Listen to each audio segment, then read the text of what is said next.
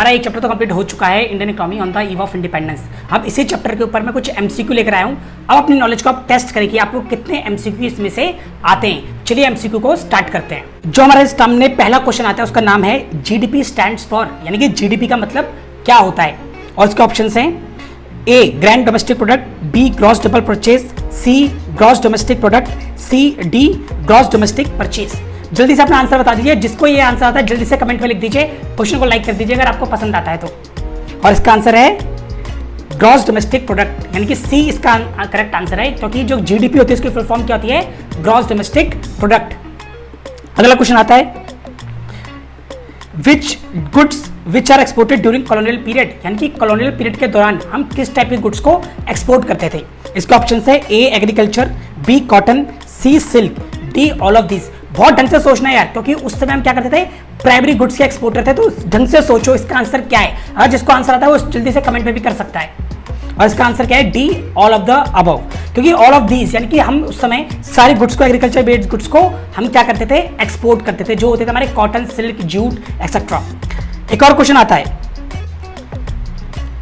Reason for low productivity in agriculture sector, यानी कि क्या रीजन थे जिनकी वजह से हमारा एग्रीकल्चर प्रोडक्शन, जो हमारा एग्रीकल्चर प्रोडक्टिविटी थी वो लो थी।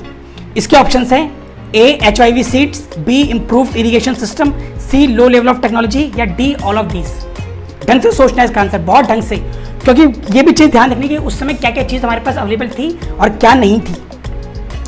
स्टूडेंट्स, इसका जो करेक्ट आंसर है वो क्या है, लो लेवल ऑफ टेक्नोलॉजी, क्योंकि उस समय टेक्नोलॉजी का लेवल क्या था, लो था। एचआईवी सीड्स तो बाद में इनोवेट करे गए थे, और इरिगेशन फैसिलिटी तो हमारी उस समय क्या थी, खराब थी।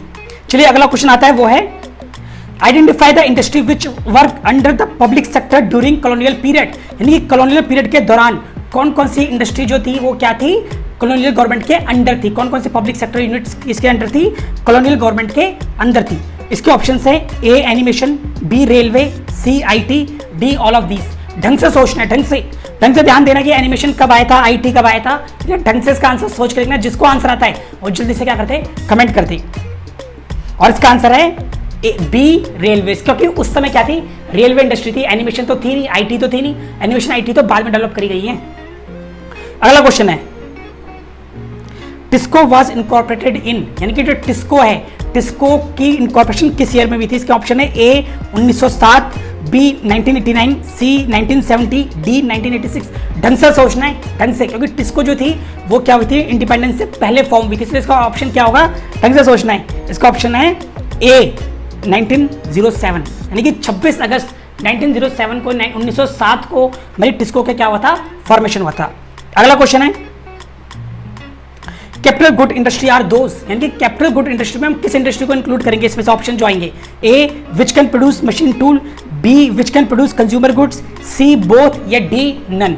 ढंग से सोचना है इसका आंसर कि कैपिटल गुड्स इंडस्ट्री कौन सी होती है, कैपिटल गुड्स क्या होते हैं। ढंग से सोच के इसका आंसर उसी में छुपा हुआ है, ढंग से सोचना है। इसका आंसर क्या है, A which can produce machine tool, यानी कि जो इंडस्ट्री मशीन्स को मैन्युफैक्चर करती है उससे हम क्या बोलते हैं, कैपिटल गुड इंडस्ट्री।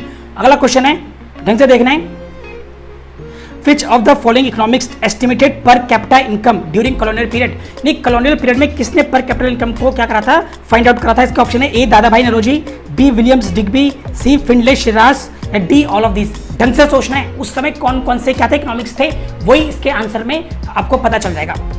और इसका आंसर क्या है, डी ऑल ऑफ दिस, क्योंकि इन तीनों इकोनॉमिक्स ने ही क्या करा था, पर कैपिटल इनकम फॉर्मेशन ढूंढने में हेल्प करी थी। अगला क्वेश्चन है land tenure system under British colonial period, जो लैंड टेन्योर सिस्टम था ब्रिटिश कॉलोनियल पीरियड उसका नाम क्या था, A zamindari system, B consolidated land holding system, D mahalwari system, या डी रियोटवारी सिस्टम। ढंग से सोचना है कि उस समय कौन सा लैंड टेन्योर सिस्टम हमारे इंडिया में एप्लीकेबल था। और इसका आंसर क्या है, मैंने इसके बारे में पढ़ाया भी था, वो है ए जमींदारी सिस्टम। उस समय जमींदारी सिस्टम था जो इंडिया में था। अगला क्वेश्चन है When was first census data collected during British India? देखिए ब्रिटिश इंडिया के दौरान पहली बार सेंसस कब हुए थे, बहुत इंपॉर्टेंट है। ए 1981, बी 1882, सी 1881, डी 1982। ढंग से सोचना है, बहुत ढंग से।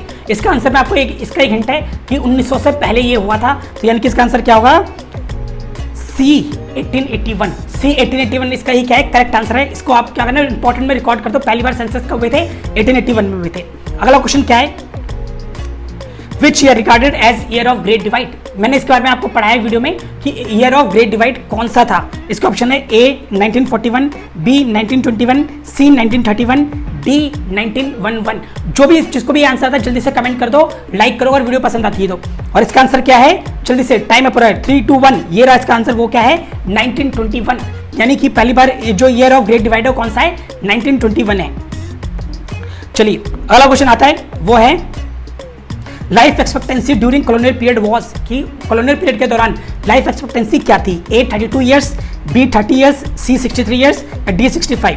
ढंग से सोचना है। मैं एक हिंट है कि भाई उस समय हालात क्या थे, बहुत ज्यादा खराब थे। जिसको आंसर आता है जल्दी से कमेंट कर दो, टाइम खत्म हो रहा है। 5, 4, 3, 2, 1 और इसका आंसर है 32 ईयर्स। ढंग से करना है स्टूडेंट्स। मैं आपके लिए 10 एमसीक्यू लेकर आया हूँ, इस एमसीक्यू को ढंग से रिवाइज करना है, क्योंकि फर्स्ट चैप्टर से जो मैंने जो इंपॉर्टेंट एमसीक्यू फाइंड आउट करे वो यही है। मैं कुछ दिन बाद और एमसीक्यू लेकर आऊँगा, तब तक आप वीडियो को लाइक शेयर सब्सक्राइब करें।